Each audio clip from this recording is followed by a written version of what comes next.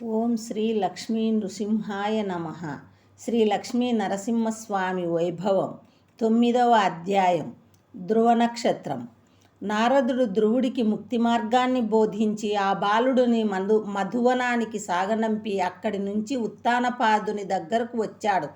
ఉత్తానపాదుడు నారదునికి ఎదురేగి నమస్కరించి ఉచితాసనంపై కూర్చోబెట్టి పాదపూజ చేసి తాను కూడా ఒక ప్రక్కగా నిలబడ్డాడు. అప్పుడు నారదుడు ఉత్తానపాదునితో, రాజా, నీ వదనం తామర పువ్వు వలె వాడి ఉన్నది, నీ విచారమునకు కారణము తెలుసుకోవచ్చా అని అన్నాడు. ఉత్తానపాదుడు నారదునితో ఇలా అన్నాడు.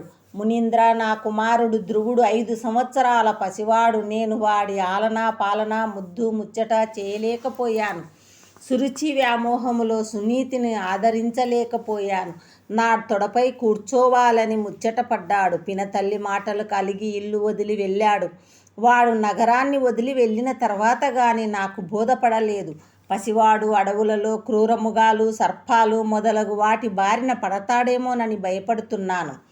ఆ మాటలకు నారదుడు, రాజా, నీ కుమారుణ్ణి దారిలో కలిసే వచ్చాను. నేను ఎంతో చెప్పి చూశాను. ఆ బాలుడి పట్టుదల చూసి నాకు చాలా ముచ్చటేసింది. అతని ఆశయాన్ని కాదనలేకపోయాను. ధ్రువునికి శ్రీ మహావిష్ణువు యొక్క మంత్రాన్ని ఉపదేశించాను. మధువనానికి వెళ్ళి నిష్ఠతో తపస్సు చేయమన్నాను. మహారాజా, నీ కుమారుని గురించి నీకు ఎలాంటి శంకలొద్దు.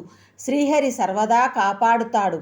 తన అనుకున్న కార్యాన్ని జయప్రదముగా సాధించుకొని తిరిగి వస్తాడు అన్నాడు. ఆ మాటలకు ఉత్తానపాదుడు విచారం వదిలి సునీతిని తన వద్దకు పిలిపించుకొని, తాను చేసిన ఈ దుర్మార్గపు పనికి సిగ్గుపడుతున్నానని క్షమించమని కోరాడు. రాజు 2 భార్యలను అక్కున చేర్చుకొని సమానముగా ఆదరించాడు. నారదుడు వారిని ఆశీర్వదించి వైకుంఠమునకు బయలుదేరాడు. ధ్రువుడు మధువనంలో ప్రవేశించి యమునా నదీ తీరము చేరుకున్నాడు. అక్కడి ప్రకృతి సౌందర్యానికి పులకించిపోయాడు. తాను ఉండడానికి అనువైన స్థలాన్ని ఎంపిక చేసుకున్నాడు. నదిలో స్నానము చేసి భగవంతునిపై చిత్తమును నిలిపి తపమునకు కూర్చున్నాడు. ఆ వనములో దొరుకునట్టి రేగు, వెలగ, అంజూర మొదలగు ఫలములను స్వీకరిస్తూ తన శరీర స్థితిని బట్టి 3 దినములకు ఒక్కసారి మాత్రమే ఫలములు ఆరగిస్తూ 1 రోజులు విష్ణువు పూజలో గడిపాడు. మరలా 6 రోజులకు ఒక్కమారు మాత్రమే ఆహారం స్వీకరిస్తూ మహావిష్ణువును నిష్ఠతో సేవించాడు. అలాగే 9 రోజులకు ఒక్కమారు కేవలం నీరు మాత్రమే స్వీకరిస్తూ 3వ నెల మాధవుని ఆరాధనలో గడిపాడు. అనంతరం 12 దినములకు ఒకమారు మాత్రమే గాలిని స్వీకరిస్తూ ఉచ్ఛ్వాస నిశ్వాసాలను నిరోధించి నారాయణ సేవలో 4వ నెల గడిపాడు. తరువాత ఒంటికాలిపై నిలిచి పరమాత్ముని భజిస్తూ ప్రాణం లేని మ్రోడులాగా నిశ్చలంగా 5వ నెల గడిపాడు. 5 సంవత్సరాల బాలుడు కటిక నియమాలతో భగవంతుని సాక్షాత్కారము కొరకు తపము చేయడము చూస్తే ఎంతటి పాషాణ హృదయమైనా కరగక మానదు. ధ్రువుడు తన హృదయములోకి ఎటువంటి ప్రాపంచిక విషయాలను చొరబడనీయలేదు. సర్వభూతాలకు ఆధారమైన సర్వోన్నతుడు అయిన శ్రీ మహావిష్ణువును తన హృదయ పలకముపై నిలుపుకున్నాడు. శ్రీహరి రూపమును మాత్రమే స్మరిస్తూ తన చిత్తాన్ని తదాయత్తము చేశాడు. ఈ విధముగా ధ్రువుడు తీవ్రమైన తపస్సును సాగించాడు. ఆ తపస్సు తీవ్రతకు ముల్లోకాలు కంపించాయి. ప్రాణవాయువును నిరోధించి సర్వేశ్వరునితో లయము చేసి తదేక చిత్తముతో ధ్యానించాడు. శ్వాసను నిరోధించడం వలన శ్రీహరి కంపించాడు. నారాయణుడు కంపించగానే సర్వలోకాలన్నీ కంపించాయి. సర్వలోకాలు కంపించగానే దేవతలంతా శ్రీహరిని ఇలా శరణు వేడారు. శ్రీహరి పరమాత్మ, కేశవ, నీవు సర్వప్రాణి శరీరాలలో అంతర్యామిగా ఉండే స్వామివి. పూర్వము ఎప్పుడూ ఈ విధంగా మాకు ప్రాణ నిరోధం ప్రాప్తించలేదు. ఊపిరి ఆడక ఉక్కిరి బిక్కిరి అవుతున్నాము. జగదీశ్వర, సర్వశరణ్య, నీ చరణాలను శరణు కోరుతున్నాము. ఆపదను తొలగించి కాపాడు దేవా అని దేవతలు విన్నవించగా శ్రీహరి వారితో ఇలా అన్నాడు. ఉత్తానపాదుని కొడుకు నా యందు తన మనసును సంధానం చేసి తపస్సు చేస్తున్నాడు. అందువల్ల మీకు ప్రాణ నిరోధం కలిగింది. ఆ బాలుణ్ణి తపస్సు నుండి విరమింపజేస్తాను, భయపడకండి. మీరింక మీ నెలవులకు వెళ్ళండి అని శ్రీహరి ఆనతినివ్వగా భయము తొలగిన దేవతలు వాసుదేవునకు నమస్కరించి తాము వచ్చిన లోకాలకు బయలుదేరి వెళ్ళారు. శ్రీహరి గరుడ వాహనముపై మధువనములో తపస్సు చేస్తున్న ధ్రువునికి ప్రత్యక్షమయ్యాడు. తన ముందు సాక్షాత్కరించిన మహావిష్ణువును చెక్కిళ్లపై స్రవించే ఆనంద బాష్పాలతో తిలకించి పులకిస్తూ సాగిలపడి సాష్టాంగ నమస్కారం చేశాడు. ధ్రువుడు శ్రీహరిని ఇలా స్తుతించాడు. దేవా, నీవు అఖిల శక్తి సంపన్నుడవు, అంతర్యామివి. స్తంభించిపోయిన నా వాక్కులను, ప్రాణాలను, నా కర చరణాది సకలేంద్రియాలను దయతో నీ శక్తి వల్ల తిరిగి బ్రతికించిన భగవంతుడవు. పరమ పురుషుడవైన నీకు నమస్కారం. నీవు ఒక్కడవే అయినప్పటికీ నీ మాయాశక్తి చేత ఈ సమస్త విశ్వాన్ని సృజిస్తావు. ఆ విశ్వంలో ప్రవేశిస్తావు, ఇంద్రియాలలో నివసిస్తావు. అగ్ని ఒక్కటే అయినా ఎన్నో దారువులలో ప్రకాశించే విధంగా నీవు ఆయా దేవతా రూపాలలో ప్రవేశించి ప్రకాశిస్తావు.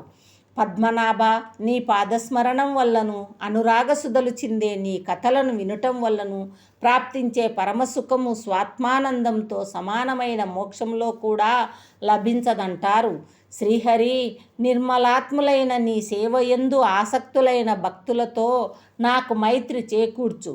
ఆ సత్పురుషుల సాంగత్యం చేత నీ కథా సుధా రసాన్ని మనసారా గోలి దుఃఖాలతో నిండిన సంసార సాగరాన్ని సులభంగా దాటి తరిస్తాను. విశ్వతోముఖ, రమా మనోహర, ముకుంద, మాధవ, నీ పాద పద్మాల సుగంధాన్ని అనుభవించిన వారు మరణశీలమైన శరీరాన్ని లెక్క చెయ్యరు. భార్యాపుత్రులను, మిత్రులను, సర్వ సంపదలను, బంధువులను మరచిపోతారు. సర్వేశ్వర, హరి, కమలదళనయన, శాశ్వత శుభకర, లక్ష్మీ విహార, అవ్యయానంద, గోవింద, ముకుంద, నీవు కల్పాంతకాలంలో సర్వ ప్రపంచాన్ని నీలో విలీనం చేసుకుంటావు. ఆదిశేషతల్పం మీద శయనిస్తావు, యోగ నిద్ర పొందుతావు. అప్పుడు నీ నాభి అనే సముద్రంలో నుండి పుట్టిన బంగారు తామర పువ్వులో నుండి చతుర్ముఖ బ్రహ్మను సృష్టిస్తావు. అటువంటి తేజోమయమైన నీ పరబ్రహ్మ స్వరూపానికి నియమంతో నమస్కరిస్తున్నాను. ఆ విధంగా యోగ నిద్రలో మైమర్చి ఉన్నప్పటికీ నీవు జీవుల కంటే మిక్కిలి విలక్షణంగా ఉంటావు. చెక్కు చెదరని దృష్టితో జగత్తును రక్షించటానికి విష్ణు రూపాన్ని గైకొంటావు. నీవు నిత్యముక్తుడవు, పరిశుద్ధుడవు, సర్వజ్ఞుడవు, ఆత్మవు, కూటస్థుడవు, ఆది పురుషుడవు, భగవంతుడవు, 3 గుణాలకు అధిపతివి. జీవుడు భాగ్యహీనుడు, అతని యందు నీ గుణాలు ఉండవు. ఏ సర్వేశ్వరుని యందైతే విరుద్ధ గమనం కలిగి వివిధ శక్తులతో కూడిన అవిద్యాదులు ఒకదాని వెంట ఒకటి విలీనం అవుతాయో అటువంటి జగత్కారణము, అద్వితీయము, అనంతము, ఆద్యము, ఆనందమాత్రము, అవికారము అయిన పరబ్రహ్మవు నీవు. నీకు నమస్కారం దేవా. నిష్కాములైన వారు నిన్నే సర్వతోముఖా ఫలంగా భావిస్తారు. వారికి రాజ్యం మొదలైన వాంఛలలో పరమార్థమైన ఫలం సర్వాంతర్యామివైన నీ పవిత్ర పాదసేవనమే ఇది నిశ్చయం. అయినప్పటికీ ఆవు తన దూడకు పాలిస్తూ తోడేళ్ళు మొదలైన క్రూరముగాల బారి నుండి రక్షించే విధంగా సకాములైన వారి కోరికలను తీరుస్తూనే సంసార భయాలను తొలగిస్తావు అని ఈ విధంగా సత్సంకల్పుడు సుజ్ఞాని అయిన ధ్రువుడు శ్రీహరిని స్తుతించాడు. అప్పుడు మృత్యుల్యపై అత్యంత ప్రేమగల భగవంతుడు మనసులో తృప్తిపడి ఇలా అన్నాడు. అచంచల, దీక్షవ్రత, రాకుమార, ధ్రువ, నీ మనసులోని అభిప్రాయాలను చక్కగా గ్రహించాను. అయితే అది దుర్లభమైనది. అయినప్పటికీ నీ కోరిక తీరుస్తాను. గ్రహాలు, నక్షత్రాలు, తారాగణాలు, జ్యోతిశ్చక్రం, నక్షత్ర స్వరూపాలైన ధర్ముడు, అగ్ని, కశ్యపుడు, శుకుడు, సప్తర్షులు తారకలతో కూడి దేనికి ప్రదక్షిణం చేస్తారో అటువంటి ధ్రువక్షితి అనే మహోన్నత స్థానాన్ని ఇకపైన 26,000 సంవత్సరాల తరువాత నీవు పొందుతావు. అది ఎవ్వరికీ అందరానిది. ఇదివరకు ఎవ్వరూ దానిని పొందలేదు. ముల్లోకాలు నశించేటప్పుడు కూడా అది నశించకుండా ప్రకాశిస్తూ ఉంటుంది. అటువంటి స్థానాన్ని నీవు అలంకరిస్తావు అని వరం ప్రసాదిస్తాడు. ధ్రువుడు రాజధాని చేరి భూరి దానాలతో యజ్ఞాలు సాగించి కొంతకాలం పరిపాలన చేశాడు. తరువాత రాజ్యాన్ని తన కుమారుడికి అప్పగించి బదరికావనములో పద్మాసీనుడై శ్రీ మహావిష్ణువును స్మరిస్తూ కాలం వెళ్ళబుచ్చుతుండగా ఒకరోజు నంద సునంద అనే ఇద్దరు నారాయణ సేవకులు దివ్య విమానం మీద ధ్రువుడిని తీసుకొని వెళ్ళడానికి వచ్చారు. ధ్రువుడ దివ్య విమానం ఎక్కలేకపోతుండగా యముడు వచ్చి తన వీపు మీద నుండి ఆ విమానం ఎక్కమని చెబుతాడు. అలా వెళ్ళుతుండగా ధ్రువుడు నారాయణ సేవకులతో తన తల్లిని చూడవలనని కోరిక ఉన్నదని తెలుపగా వారి ముందు ఉన్న విమానంపైనున్న సునీతిని చూపించగా ధ్రువుడు చాలా ఆనందించాడు.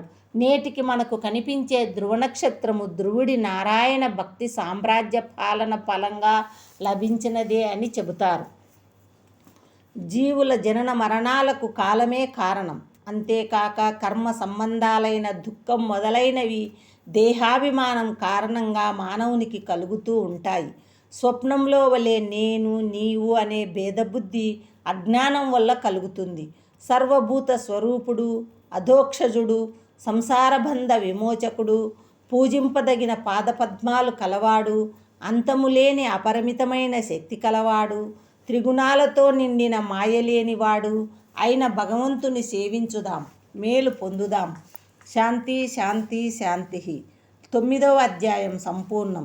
శ్రీ లక్ష్మీ నరసింహస్వామి పావనార్పణమస్తు.